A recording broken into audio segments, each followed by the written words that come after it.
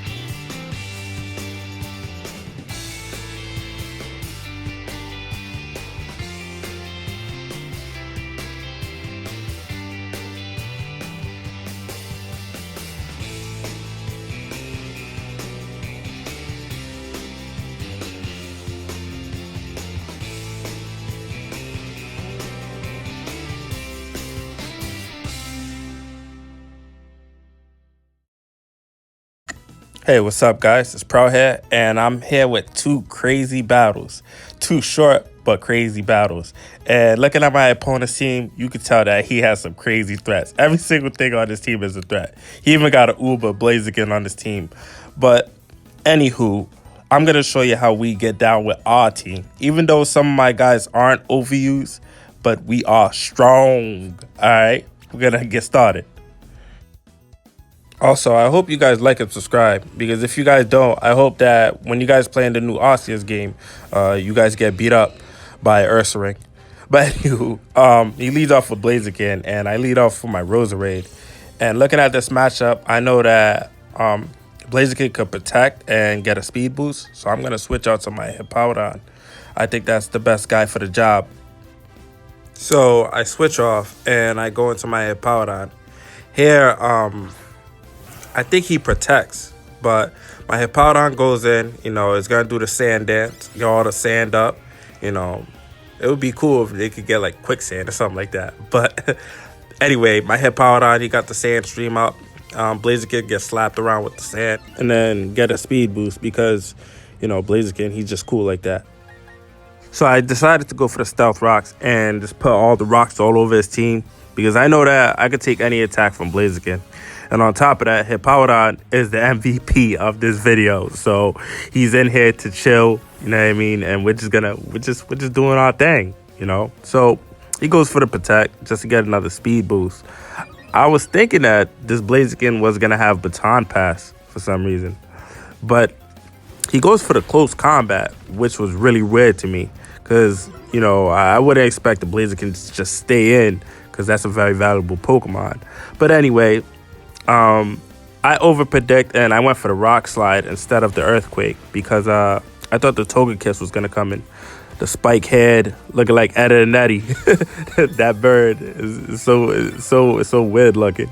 But I like Togekiss, he's cool. So here he goes for the Flare Blitz and just tackle my Hippo. But my Hippo is just too bulky, you know what I mean? He's just out here, he's just chilling. And down goes the Blaziken. That chicken was fast, but I'm glad that it's gone because Blaziken is a huge threat. And I'm going to eat some leftovers. And I think his next Pokemon is going to be the Togekiss. Because I know that if the Togekiss come in, it's going to probably want a defog or something like that. But it's all right because I want to get damage off it. with Rock Slide. However, he actually comes into Prwell'Z. I'm assuming to set up subs and spores.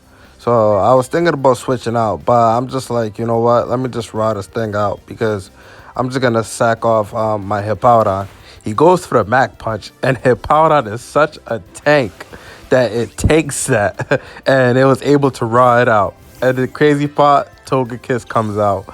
So I am actually ecstatic from that because Togekiss gonna get some damage from the Stealth Rocks. So we both get our leftovers up, you know, having a feast right here because we're just two fat people.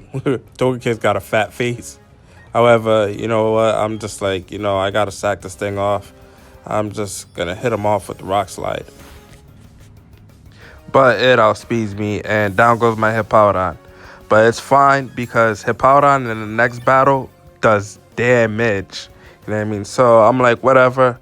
Next, I end up switching to my Prwell'Z because I know that Prwell'Z carries download. And download special attack Prwell'Z, it's unbelievable. Especially when it's Scarf. This is why he's always the mascot of the team. Of the team.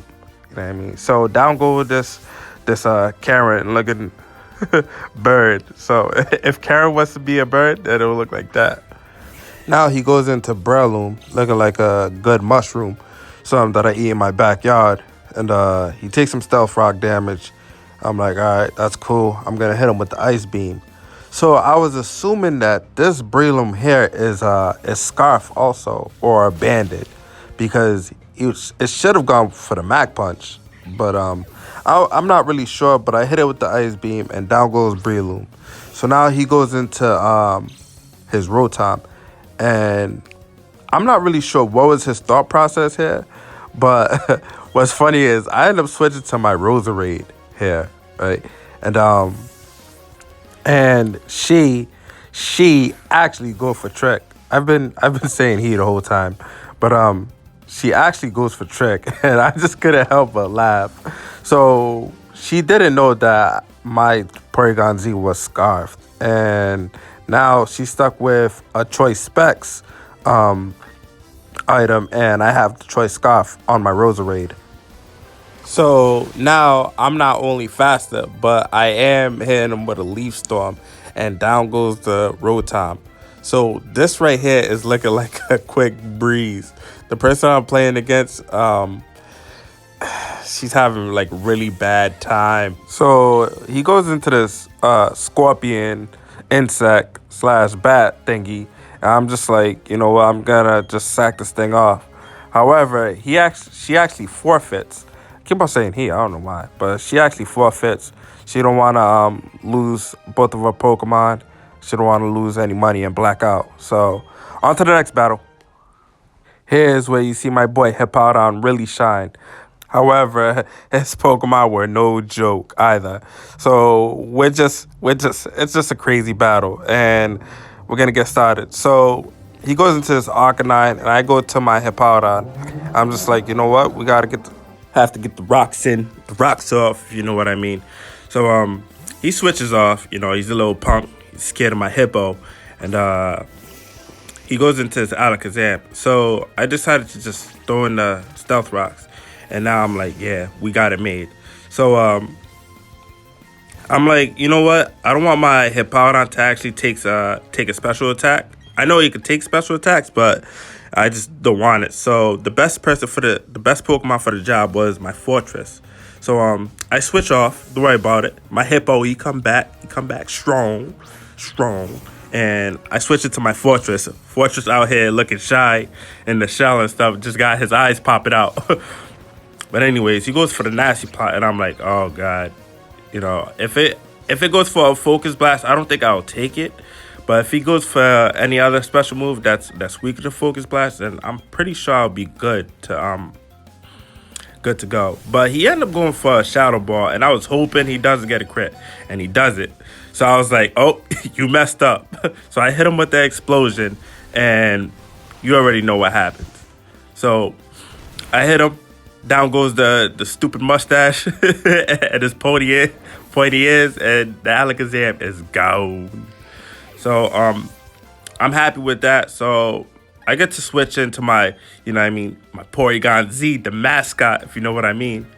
I go into Prwell'Z, and I believe he goes into his Gosh Chop. Yep, he goes into Gosh Chop. So I was hoping this thing was a scarf, or it had a Yachi berry. I'm not really sure, cause I think yeah, special attack ice beam from choice scarf Prwell'Z would actually take it out, even with a Yachi berry. So yeah, like I said, I was hoping it was a scarf, and it wasn't. So my Prwell'Z hit him, and down goes Gosh Chop. Oh my god! Every time I beat a Gosh Chop, because they're always so common, I just feel so good because I always used to lose to them. So here he goes into his Tyranitar, and he already knows that I'm Scarf. So I decided to switch out because I know that some Tyranitars can be especially defensive. So I go back to the Hippowdon. I told you he was gonna come back. My hippopotamus, you know what I mean, the bro. I go into Hippowdon, and you know, shining, glistening. It gotta look good. So I hit this thing off with an earthquake, and it actually decided to switch off to its Gastrodon. I was like, whatever. I just want to hit something that's coming in. So he goes into this snail / slug / fish type of thing. And I'm like, you know what, whatever. I hit this thing off with an earthquake, and it does some massive damage. So I'm pretty happy with with the results of the damage that happened. So it eats a citrus berry. I'm like, damn. So earthquake's gonna be 2-hit KO. And I know that, you know, most Gastrodons carry Hydro Pump or Scald and stuff like that. But he actually hits me with an Ice Beam. So I was thinking, I'm like, if he doesn't have Skull for Stab, then I'm actually going to win this battle because even though I don't have special investment on my Hippowdon, I know that it could take a few Ice Beams from it. And on top of that, I'm actually faster. So I hit this thing off again with another Earthquake, and down goes Gastrodon. You know, I didn't like his color anyway. I like the pink one. So Gastrodon is gone. I eat some leftovers because you get hungry after beating some people up. And so now he goes into this magnifying glass with 3 eyes. Magnezone looking scary, but I hit him. The Stealth Rocks got him. So just in case if it was 30, then I know that an Earthquake would have taken it out. But most Magnezones run Magnapool. So I'm pretty happy with the results. I'm not really sure why he went to Gastrodon. I'm assuming because he only has the Arcanine and the Tyranitar left, so he probably didn't know what to do. But what's so weird is that I actually outsped it for some reason. I'm not sure what type of set that was, but here he actually goes into his Arcanine, and I'm pretty sure that he didn't know what to do here, so I think he just forfeited. You know what I mean? Because, you know, everybody's scared of Hippowdon, but that's the 2 matches, man. Thank you guys so much.